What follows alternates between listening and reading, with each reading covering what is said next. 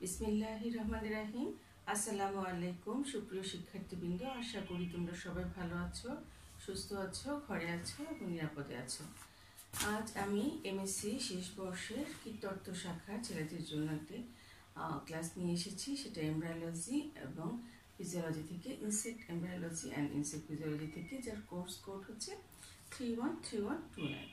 আজ আমি পড়াবো সেটা হচ্ছে sound producing organ. Sound producing organ বলতে কি বোঝাচ্ছি, যেসব যেমন আমরা কথা বলছি সেটাও একটা শব্দ উৎপাদন অঙ্গ আমরা বলতে পারি। তো আমরা প্রাণীরা যারা, তারা বিভিন্ন ভাষায়, মানে প্রাণীদের নিজস্ব কোনো ভাষা আসলে নেই। আমাদের যেমন আছে, আমরা কথা বলতে পারি, কিন্তু তবুও প্রতিটা প্রাণী শব্দ করে কথা বলে। ঠিক সেরকমই কীটপতঙ্গের ক্ষেত্রে, কোনো কোনো কীটপতঙ্গের ক্ষেত্রে এরকম, যেমন আমরা মশার কথা শুনি, মাছির কথা জানি, যে আমাদের আশেপাশে কি করে, গুনগুন গুনগুন আওয়াজ করে। এটাকে আমরা এক ধরনের শব্দ হিসেবে গ্রহণ করে থাকি। আরেকটি শব্দ, গ্রামের বেলার রাস্তা ঝিঝি পোকার শব্দ শোনা যায়। এগুলোই আমরা এখন দেখব যে এই শব্দগুলো কীটপতঙ্গ কীভাবে করে। তাহলে কীটপতঙ্গের নিজস্ব নিশ্চয়ই কিছু অঙ্গ আছে যেগুলো দ্বারা এই শব্দগুলো তৈরি করে। তাহলে পতঙ্গের জীবন কীরকম আমরা জানি, যে বৈচিত্র্যময় এবং অভিযোজনিক বৈশিষ্ট্য কি, একটা শব্দ উৎপাদন ক্ষমতা। তার মধ্যে কিছু কিছু অর্ডারের প্রাণীদের ক্ষেত্রে এই ধরনের শব্দ উৎপাদন অঙ্গ দেখা যায়। তাহলে পতঙ্গের দেখবে একটি বিশেষ অঙ্গ যে শব্দ উৎপাদনে সহায়তা করে, তাকে বলা হচ্ছে সাউন্ড প্রডিউসিং অর্গান। যদি আমরা সংজ্ঞা হিসেবে বলি যে যেই অঙ্গটা শব্দ উৎপাদনে সহায়তা করে, তাকে বলা হচ্ছে সাউন্ড প্রডিউসিং অর্গান বা শব্দ উৎপাদন অঙ্গ। তাহলে কিভাবে হয়? বেশ কিছু সংখ্যক পতঙ্গ বিভিন্ন পদ্ধতি অবলম্বন করে। কেউ কেউ শব্দ উৎপাদনের সময় শব্দ উৎপাদন কেন করে, যেমন মিলনের সময় বিপরীত লিঙ্গের পতঙ্গকে আকৃষ্ট করার জন্য করে। অনেকে কোনো কারণে ভীত হয়ে সঙ্গীদের ডাকার জন্য করে। অনেকে দলবদ্ধভাবে অবস্থানের জন্য পতঙ্গ শব্দ করে থাকে। তাহলে পতঙ্গ দ্বারা সৃষ্ট শব্দ বিভিন্ন রকম হতে পারে। প্রজাতি ভেদে বা লিঙ্গ ভেদে এদের তীব্রতা কম ও বেশি হতে পারে। তার মানে হচ্ছে এক এক প্রজাতিতে শব্দ করার ধরন এক এক রকম। তো শব্দ উৎপাদনকারী অঙ্গ স্ত্রী পুরুষ উভয়ই হতে পারে, অথবা লার্ভা অবস্থায় হতে পারে, পিউপা অবস্থায় হতে পারে, অথবা পূর্ণাঙ্গ অবস্থায় হতে পারে। তো বিভিন্ন রকম বিভিন্ন অর্ডারে আমরা কয়েকটা অর্ডারের কথা বলবো যেখানে বেশি শব্দ উৎপাদন অঙ্গ দেখা যায়।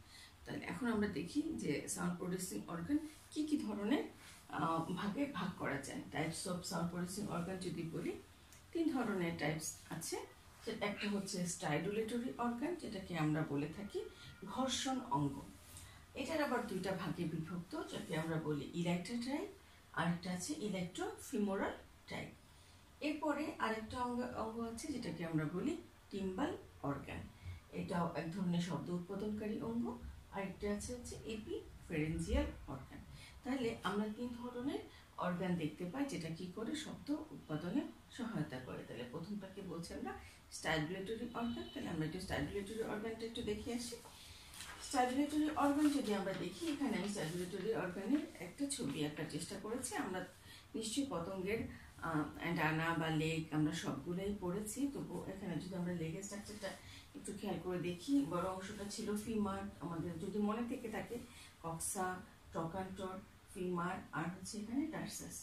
তো এখানে লম্বা যে অংশটা সেটাকে বলা হচ্ছে টিবিয়া। এই যে ফিমারের যে জায়গাটা, এখানে স্টাইডুলেটরি পেগ থাকে, এর মধ্যে ঘর্ষণের ফলে এখন কিভাবে ঘর্ষণ হয় সেটা আমরা একটু দেখি।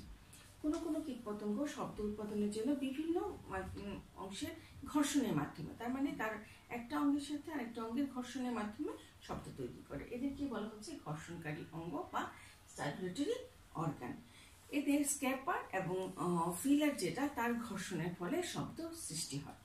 যেমন আমরা কিছু কিছু অর্ডার আমরা বলেছি, যেমন ডিকটায়োপটেরা, অর্থোপটেরা, হেমিপটেরা, কোলিওপটেরা, লেপিডোপটেরা, হাইমেনোপটেরা প্রভৃতি অর্ডারে কীটপতঙ্গে এই ধরনের অঙ্গ দেখা যায়। তাহলে আমরা কোন কোন অর্ডারের কথা বললাম? ডিকটায়োপটেরা, অর্থোপটেরা, হেমিপটেরা, কোলিওপটেরা, লেপিডোপটেরা এবং হাইমেনোপটেরা, এদের ক্ষেত্রে। তো আমরা নিশ্চয়ই এতদিনে প্রাণীগুলো জেনেছি কোন কোন অর্ডারে কোন কোন প্রাণী থাকে। হেমিপটেরা অর্ডারে কীটপতঙ্গে টক্সোপটেরা এদের উদর ও টিবিআই থাকে। তার মানে কোনো অর্ডারে বিভিন্ন বিভিন্ন জায়গায়, যেমন আমরা বললাম যে স্ক্যাপার এবং ফিলারের সংঘর্ষ হয়, কিন্তু সব পতঙ্গে একই রকম হয় না। যেমন হেমিপটেরাদের ক্ষেত্রে উদর এবং টিবিআই থাকে। তারপরে পেন্টামরফাতে ডানা এবং উদর এই শব্দ উৎপাদনকারী অঙ্গ থাকে। ভেলিয়াতে হচ্ছে উদর ও ফিমারে থাকে। তার মানে বিভিন্ন জায়গায় স্ট্যাগুলেটরি অর্গান থাকে। লেপিডোপ্টেরা বর্গে কিছু পুরুষ পতঙ্গে এটা ডানা ও পায়ের ভেতরে অবস্থান করে।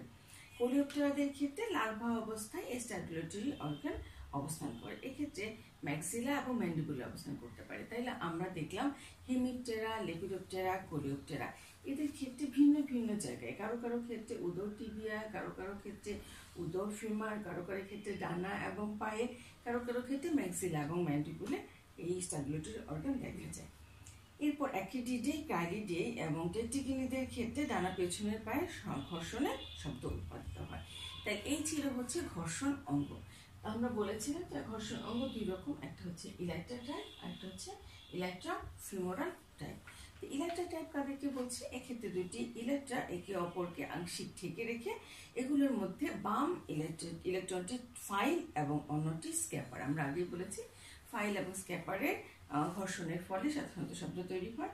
এরা পরস্পর ঘর্ষণ করে, ফলে শব্দ উৎপাদিত হয়, যেমন গ্রাইলাস। আমরা গ্রাইলাস নিশ্চয়ই এতদিনে জেনেছি, যেটা আমরা চিড়ি পোকার কথা আমরা বলে থাকি, ঠিক সেরকম ধরনের। ইলেকট্রোফিমোরাল এক্ষেত্রে কীটপতঙ্গ তার পেছনের ফেমারকে এমনভাবে ওঠানামা করে যে ফেমারে অবস্থিত স্ক্যাপার ইলেকট্রাতে অবস্থিত ফাইলের সঙ্গে ঘর্ষণ করে। এখানে যদি আমরা দেখি যে এই যে ফিমার আর হচ্ছে এখানে স্ক্যাপার থাকে, সেই স্ক্যাপারের এই দুটার যে ঘর্ষণ হয় তার ফলে শব্দ উৎপন্ন হয় এবং ফলে ইলেকট্রা কাঁপতে থাকে এবং শব্দ উৎপাদিত হয়। এই পদ্ধতিতে উৎপন্ন শব্দের তীব্রতা কম থাকে, 2 থেকে 50 পার কম্পাঙ্ক, যেটাকে আমরা বলা হয় পার সেকেন্ডে কম্পাঙ্ক। এই হচ্ছে আমাদের ইলেকট্রোফিমারাল অর্গান। এবার আমরা চলে আসি টিম্বাল অর্গানে। টিম্বাল অর্গান, এখানে আমরা টিম্বাল অর্গানের ছবিটা এঁকেছি। টিম্বাল অর্গানে কি কি অংশ আছে? এখানে টার্গাম, আর এই যে এখানে এটাকে বলছি আমরা হিমোসিল, এটা হচ্ছে এয়ার সেল। টিম্বাল রিম, এটা হচ্ছে হিমোসিল, এটা হচ্ছে টিম্বাল, এটা হচ্ছে অ্যাপোডিম, এটাও টিম্বাল এরিয়া, এটাকে বলছে ভিসেরা। টিম্বাল মাসেল, টিম্বাল রিম, টেন্সর মাসেল, এয়ার সেল, এটা হচ্ছে মেমব্রেন, যেটাকে আমরা বলছি অপারকুলাম, এটা হচ্ছে স্টাইনাম। এই হচ্ছে মোটামুটি টিম্বাল অর্গান। এটা আমরা সিকাটা চিজি পোকা তাদের ক্ষেত্রে দেখাচ্ছি।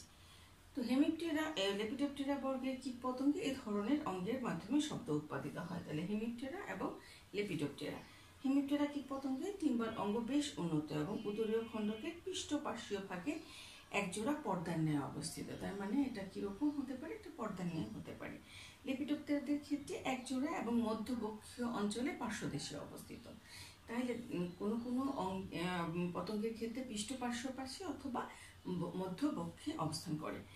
তাহলে দেখতে কিরকম? একটা কাঠিন্য নির্মিত আবরণ দ্বারা গঠিত। এটি পুরো কিউটিকল যুক্ত রিং দ্বারা আবৃত এবং অভ্যন্তরে এটি কীটপতঙ্গের অঙ্কীয় পৃষ্ঠভাগ থেকে পশ্চাৎপর্য পর্যন্ত বিস্তৃত থাকে। এগুলোর সাথে সমান্তরালে টিম্বাল মাসেলও থাকে, যেখানে আমরা ছবি এঁকেছি। এই যে অসংখ্য টিম্বাল মাসেল থাকে, এগুলোর সাথে সমান্তরালভাবে থাকে। এই পেশিগুলো টিম্বাল সংযুক্ত অ্যাপোডিমের সঙ্গে যুক্ত থাকে। এই যে টিম্বালের কাছে যে এই অ্যাপোডিম, এই মাসেলগুলো এই টিম্বালের সাথে অ্যাপোডিমের সাথে সংযুক্ত থাকে।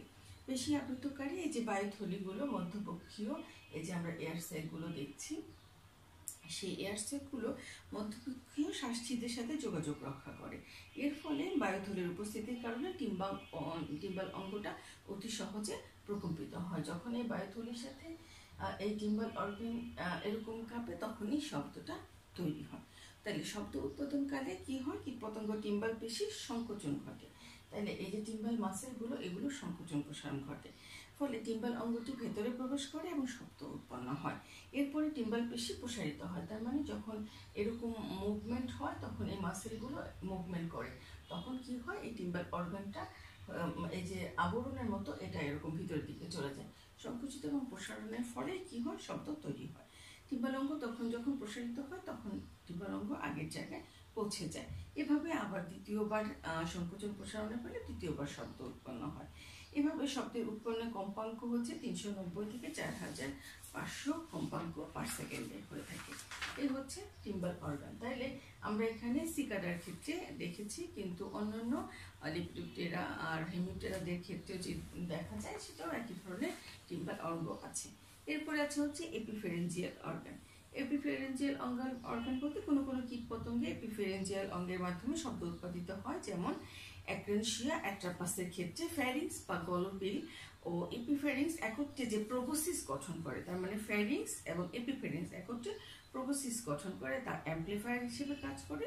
এক্ষেত্রে ফ্যারিংস এয়ার পাম্প হিসেবে এবং এপিফ্যারিংস কম্পমান যন্ত্র হিসেবে কাজ করে। এই সময় ফ্যারেঞ্জিয়াল পেশিগুলো গলবিলের ক্রিয়াকে সচল রাখে, তারপরে শব্দ উৎপন্ন হয়। এই শব্দ উৎপন্নকারী ফ্যারেঞ্জিয়াল পেশি সংকোচন প্রসারণে গলবিলটি বিস্তৃত হয় এবং এর ভেতরে বাতাস জমা হয়। এই সময় এপিফেরেন্স কাঁপতে থাকে, ফলে শব্দ উৎপন্ন হয়।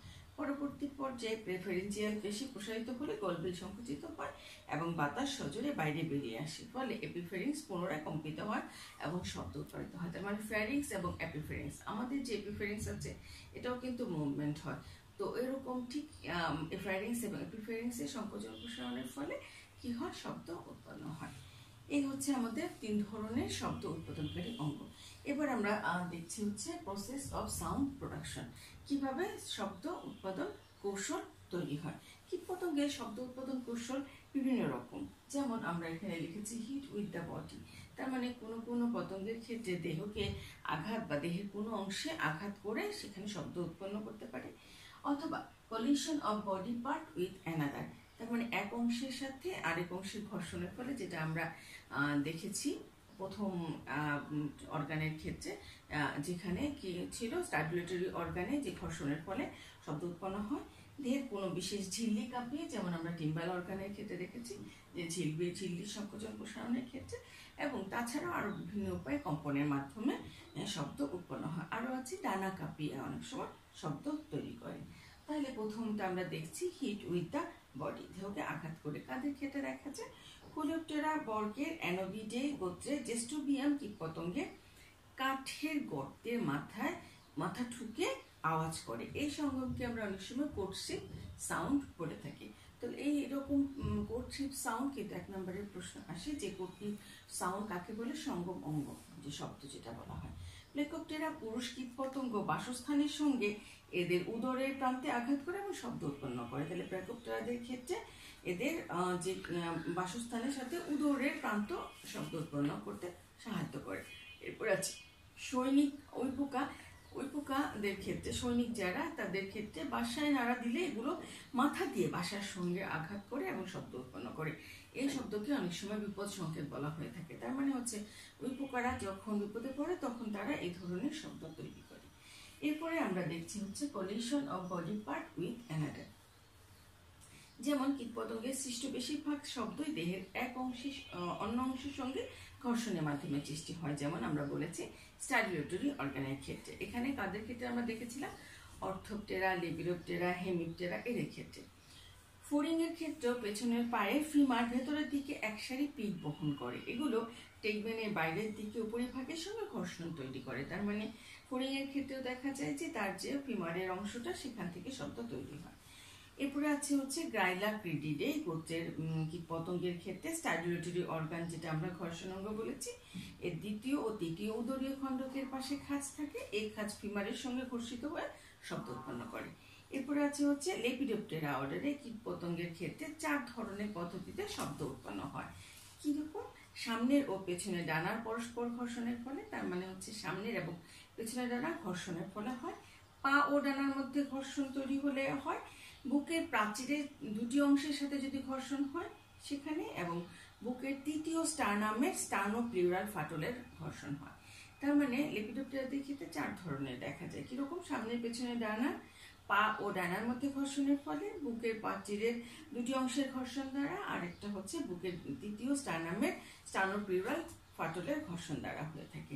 এরপর আছে হচ্ছে ভাইব্রেশন অফ উইং, মানে ভাইব্রেটিং ডানা কাঁপিয়ে। অনেক কীটপতঙ্গ উড়ন্ত অবস্থায় গুনগুন করে জোরে শব্দ করে, যেমন মশা মাছিদের ক্ষেত্রে আমরা দেখতে পাই, ডিপটেরা এবং হাইমেনোপ্টেরাদের ক্ষেত্রে, যেমন মাছি, মৌমাছি, বোলতা, ভীমরুল এদের ক্ষেত্রে। ওড়ার সময় এগুলো ডানা সজোরে কম্পোজিত হয় এবং শব্দ উৎপন্ন হয়। তার মানে এই শব্দগুলো তৈরি হয় কিসের মাধ্যমে? ডানার অনবরত কম্পনের ফলে। এরপর আছে হচ্ছে ভাইব্রেটিং এনি মেমব্রেন, দেহের কোনো বিশেষ ঝিল্লি দিয়ে কাঁপিয়ে। যেমন হোমোপ্টেরা বর্গের কোনো কোনো পতঙ্গে বিশেষ ঝিল্লি স্পন্দনের মাধ্যমে শব্দ তৈরি করে। যেমন আমরা সিকাডার ক্ষেত্রে এখানে দেখেছি, সিকাডিডিয়ার গোত্রে ঝিঝি পোকার এক ধরনের জটিল অঙ্গ এভাবে শব্দ তৈরি করে, যেটাকে আমরা টিম্বাল অর্গান বলেছি। শুধু পুরুষ কীটপতঙ্গে এই অঙ্গ বর্তমান থাকলেও স্ত্রী কীটপতঙ্গ সাধারণত এই অঙ্গ দেখা যায় না। বিভিন্ন প্রজাতির মধ্যে সিকাডা সবচেয়ে জোরে শব্দ করে। এ ধরনের অঙ্গ উদরের গোড়ার দিকে বর্তমান থাকে।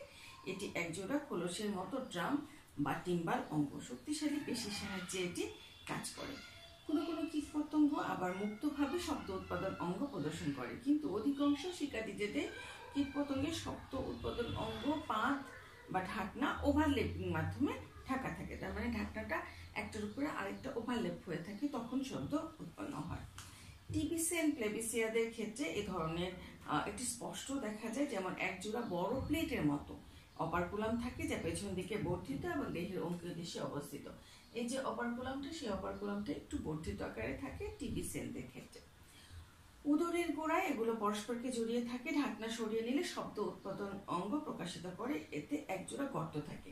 তার মানে অনেকের ক্ষেত্রে এই যে অপারকুলামগুলো, সেগুলো উদরের গোড়ায় পরস্পরকে জড়িয়ে থাকে এবং ঢাকনা দিয়ে ঢাকা থাকে, যেটাকে আমরা অপারকুলাম বলছি, এবং শব্দ উৎপাদক অঙ্গ প্রকাশিত করে। গর্তের ভিতরে তিনটি ঝিল্লির মতো পাত থাকে, যেমন টিম্বাল, ফোল্ডার, মেমব্রেন, মিরর। এরা স্পন্দিত হলে শব্দ উৎপাদিত হয়।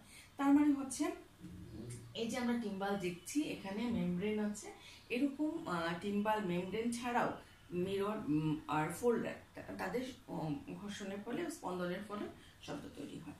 ঝিঝি পোকার মতো শব্দ সৃষ্টিকারী অঙ্গ আরো কিছু গোত্রের কীটপতঙ্গে দেখা যায়, যেমন ডেলফাসিডেই, সার্কোপিডেই, মেমব্রেসিডেই, সিকাডিডেই এদের ক্ষেত্রে। কিন্তু এগুলো শব্দের তীব্রতা কম, খালি কানে শোনা যায় না, খুবই সবার ক্ষেত্রেই যে একদম স্পষ্ট শোনা যায় তা না। এরপর আমরা চলে যাব হচ্ছে তাৎপর্যের ক্ষেত্রে, significance of insect sound production. আমরা এতক্ষণ দেখছিলাম শব্দ উৎপাদনকারী অঙ্গসমূহ এবং শব্দ উৎপাদন কৌশল, কিভাবে শব্দ উৎপাদন করে। এবার আমরা দেখছি significance of insect sound production. কেন আমরা শব্দ উৎপাদনের তাৎপর্য বলে থাকি, এটা আলাদা করে প্রশ্ন পরীক্ষায় আসে যে শব্দ উৎপাদনের তাৎপর্য কি, কেন শব্দ উৎপাদন হয় এবং কি কারণে হয় এবং কিভাবে হয়। তো আমরা কিভাবে হয় সেগুলো অঙ্গ যখন পড়েছি এবং কৌশলগুলো পড়েছি সেখানে দেখেছি, তবুও আমরা আবার সিগনিফিকেন্স আকারে আলাদা করে বলে দিচ্ছি, কারণ পরীক্ষায় অনেক সময় শব্দ উৎপাদন কৌশল আসে, শব্দ উৎপাদন অঙ্গ আসে মরফোলজিতে, আর ফিজিওলজিতে আসে শব্দ উৎপাদন কৌশল। এছাড়াও 4 নম্বরের প্রশ্ন আসে, 10 নম্বরের প্রশ্ন আসে শব্দ উৎপাদন তাৎপর্য বা সিগনিফিকেন্স থাকে। তাহলে আমরা একটু সিগনিফিকেন্সটা দেখে আসি। বিজ্ঞানী আলেকজান্ডার 1967 সালে শব্দের তীব্রতা, কার্যকারিতা এবং এর উদ্দেশ্যে ভিত্তি করে দুটো প্রধান ভাগে ভাগ করে। যেমন এটাকে আমরা বলছি ইন্টারস্পেসিফিক, আরেকটাকে বলছি ইন্ট্রাস্পেসিফিক, যেটা আমরা বলছি আন্তঃপ্রজাতিক, আরেকটা হচ্ছে অন্তঃপ্রজাতিক শব্দ। আন্তঃপ্রজাতিক কোনটাকে বলছে? এক্ষেত্রে কীটপতঙ্গ ভিন্ন প্রজাতির কীটপতঙ্গের প্রতি শব্দের মাধ্যমে সংকেত প্রদান করে। তার মানে ভিন্ন প্রজাতিকে শব্দ দ্বারা আকৃষ্ট করে। স্ত্রী পুরুষ এই শব্দ উৎপাদন করতে পারে। এই প্রকারে শব্দ সৃষ্টির মাধ্যমে কীটপতঙ্গ নিজেকে রক্ষা করে এবং অন্যকে সতর্ক করে। তার মানে হচ্ছে আন্তঃপ্রজাতিক মানে অন্য কীটপতঙ্গকে আকৃষ্ট করার জন্য যে শব্দ উৎপন্ন হয়। আর ইন্টারস্পেসিফিক বলা হচ্ছে যারা নিজেদের প্রজাতির সদস্যকে সংকেতের মাধ্যমে আহ্বান করে। এই শব্দ বিভিন্ন ধরনের হতে পারে এবং তার প্রকৃতিও বিভিন্ন রকম হয়ে থাকে। আলেকজান্ডারের মধ্যে এসব শব্দগুলোকে ভিন্নভাবে আখ্যায়িত করে, যেমন আমরা এর আগে বলেছিলাম কোর্টশিপ সং, এরপরে আছে calling song, copulatory song, warning song, recognition song. আমরা এর আগে বলেছিলাম যে কি সঙ্গমের জন্য তারা শব্দ করতে পারে, অনেক সময় বিপদ থেকে রক্ষা পাওয়ার জন্য শব্দ করে থাকে, অথবা তার যে নিকট প্রজাতিকে সে চিনতে পেরেছে সেই কারণে সে শব্দ করে বোঝাতে পারে। এরকম একক প্রজাতির কীটপতঙ্গের সুর এক এক রকম হয়ে থাকে এবং স্ত্রী কীটপতঙ্গ সাধারণত নিজ প্রজাতির কীটপতঙ্গের সুরের প্রতি সাধারণত সাড়া দিয়ে থাকে এবং যৌন মিলনে লিপ্ত হয়। বেশিরভাগ ক্ষেত্রেই হচ্ছে ইন্টারস্পেসিফিক যে এইটা সাউন্ড প্রোডাকশন বা হয় সেটাই বেশিরভাগ কাজ করে। এছাড়াও বিভিন্ন রকমের ফ্যাক্ট আছে, যেমন কীটপতঙ্গের শব্দ সৃষ্টির কারণ বিভিন্ন রকম। যেমন আমরা বলেছিলাম যে ডানা সাথে ডানা অথবা স্যাডুলেটরি অর্গান অথবা মেমব্রেনের সাথে ঘর্ষণের ফলে হয়ে থাকে। এখানে আত্মরক্ষা এবং প্রজননের কথাও আমরা বলেছি, যেমন যে কেউ আত্মরক্ষা নিজে থেকে বিপদ সংকেত, যেমন ওই প্রকার ক্ষেত্রে বলেছি যে মাথা টুকে গর্ত করে শব্দ করে তারা হচ্ছে তাদের যে সঙ্গীদেরকে ডাকে, এভাবে শব্দ সৃষ্টি করে। কারণগুলো শব্দ সৃষ্টির উল্লেখ নিচে বলা হলো। যেমন অধিকাংশ কীটপতঙ্গের ক্ষেত্রে প্রজননকালে নির্দিষ্ট সঙ্গীকে ডাকে। যেমন ঝিঝি পোকার ক্ষেত্রে সাধারণত দেখা যায় যে এরা প্রজননের জন্য তার যে নিজস্ব সঙ্গী তাকে সে ডাকে। এরপরে আছে হচ্ছে অনেকে কলোনিবাসী বিভিন্ন সময় কীটপতঙ্গ আত্মরক্ষার জন্য, যেমন উই পোকার ক্ষেত্রে আমরা একটু আগে বলেছিলাম। তারপরে আছে হচ্ছে ক্রিকেট এবং মল ক্রিকেট, এরা সাধারণত শত্রুকে প্রতিহত করার জন্য আক্রমণাত্মক শব্দ সৃষ্টি করে, যাতে শত্রুরা তাকে আক্রমণ করতে না পারে, সেখান থেকে তারা শব্দ তৈরি করে। এরপরে কিছু কিছু আছে, যেমন আমরা হক মথের কথা বলেছি, এরা অনেক সময় দুঃখ প্রকাশ করে, যেমন মনের দুঃখ প্রকাশের জন্য বিলাপ করে, সেটাকে বলা হচ্ছে হক মথ, তারা শব্দ করে। এবং মাছি যেটা, তারা মশাকে অন্যদেরকে অনুকরণের জন্য শব্দ তৈরি করে, যেমন তাদের ডানা ঝাপটায়, সেখান থেকে ভৌ ভৌ শব্দ তৈরি হয়। মৌমাছি দূরে অবস্থিত খাদ্যের উপস্থিতি বোঝানোর জন্য নৃত্যের সাথে শব্দ তৈরি করে, যেমন আমরা ওয়াগিং ড্যান্সের কথা বলেছি যে কিভাবে মৌমাছি শব্দ তৈরি করে। এরপরে অনেক সময় কলোনিতে কোনো নতুন রানী মৌমাছির আবির্ভাব ঘটলে তখন পুরান রানী মৌমাছি তীক্ষ্ণ সুরে শব্দ তৈরি করে, এবং বিপদে পড়ে অনেক কীটপতঙ্গ শব্দ উৎপন্ন করে, অন্যের সাহায্যে কামনা করে। এই ছিল আমাদের মোটামুটি সিগনিফিকেন্ট। তাইলে আমরা বলতে পারি উপরোক্ত আলোচনা থেকে যে কীটপতঙ্গ শব্দ উৎপাদন বিভিন্ন জৈবিক প্রয়োজনে করে থাকে, যেমন বললাম আত্মরক্ষার জন্য হতে পারে, প্রজনন হতে পারে, বিপদ থেকে রক্ষা হতে পারে। এইসবের কারণে কীটপতঙ্গ শব্দের মাধ্যমে নানা ধরনের কাজ সম্পন্ন করে। তার মানে আসল জিনিস হচ্ছে শব্দের মাধ্যমে অনেক সময় তাদের কাজগুলো সম্পাদিত হয়। তাহলে শব্দ উৎপাদন কীটপতঙ্গের জীবনে একটি অতি গুরুত্বপূর্ণ বিষয়। আমরা যদি বড় প্রশ্ন আকারে দেখি, প্রতি বছরই শব্দ অথবা আলো, এই দুটোর অপোজিটে কোশ্চেনগুলো আসে। আশা করি তোমরা শব্দ উৎপাদন অঙ্গ এবং শব্দ উৎপাদন কৌশল এবং তার তাৎপর্য সব চেষ্টা করেছি আমি তোমাদেরকে বুঝিয়ে দেওয়ার জন্য।